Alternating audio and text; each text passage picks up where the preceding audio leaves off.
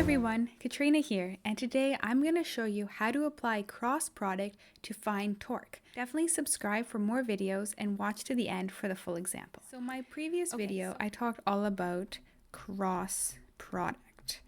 So cross product is an important operation in vectors. It is an operation that is done in between two vectors, and the result of cross product is another vector. So torque is a great application of cross product.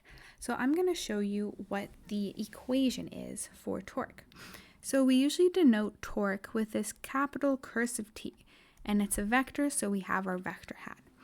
And it equals to the cross product between the radius cross the force that is being applied.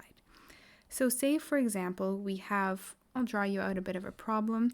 So say, for example, we have a wrench, and we're using this wrench to tighten a screw. So we're going to have our little screw in there. So we are applying this force. So this force is a vector, which means it has a magnitude and a direction. And then we also have, let me just grab a different color for us. We also have then the radius. How long is the object that we are trying to move? And that is our radius r. So again, like I said, the result of cross product is going to be a vector. So it's a vector, and the vector is also going to be perpendicular to both of your initial vectors. So this new result is going to be perpendicular to r and f. So when we deal with torque, we want to think of like a rotation of somehow, like you're pushing a door open or close. It's rotating around a specific point. We're trying to tighten a screw, so we're rotating the handle of the wrench around this screw that we have in the middle over here. So if we are going to the right, if that means we're tightening it. If we're going to the left, that means we're loosening it.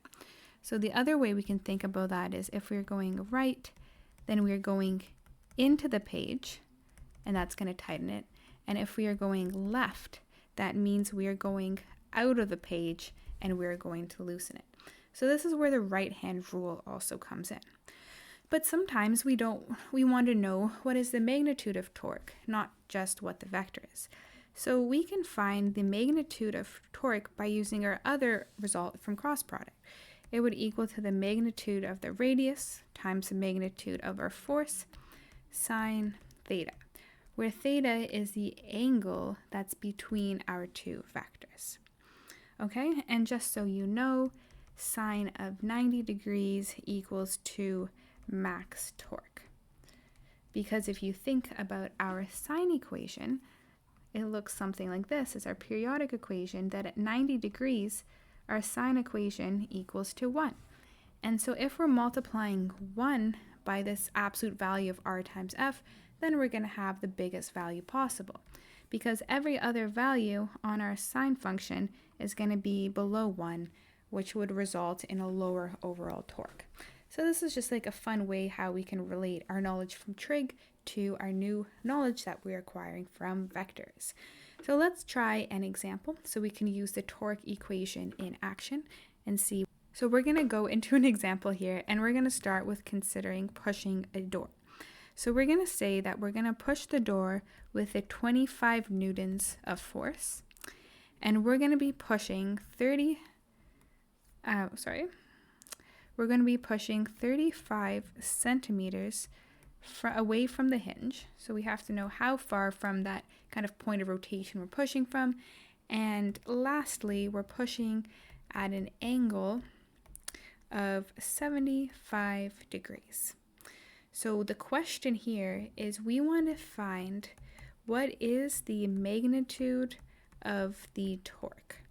So that is what we are looking for. So again, I'm pushing the door with a 25 Newton force, 35 centimeters from the hinge at an angle of 75 degrees. I am now looking for the magnitude of the torque. So let's go into the solution. All we have to do here is we have to just plug these numbers into our relevant equation. So here we're looking for magnitude of torque, And from our equation, we see that the magnitude of torque equals to the magnitude of our radius times the magnitude of our force sine theta. Okay, so let's fill in what we know here. For these questions, we want to use our scientific units. So whenever I see centimeters, we like to convert this right away into meters. So we divide by 100. As a result, what we end up getting is 0.35, which was 35 divided by 100, multiplied by 25 newtons over here, and then multiplied by sine of 75 degrees. And the answer to this is approximately 8.5, and then what are my units? So let's think about this. Our radius here we've converted into meters, and our force here we have in newtons, and we're multiplying them together. So that means that our final unit is going to be in newtons meters.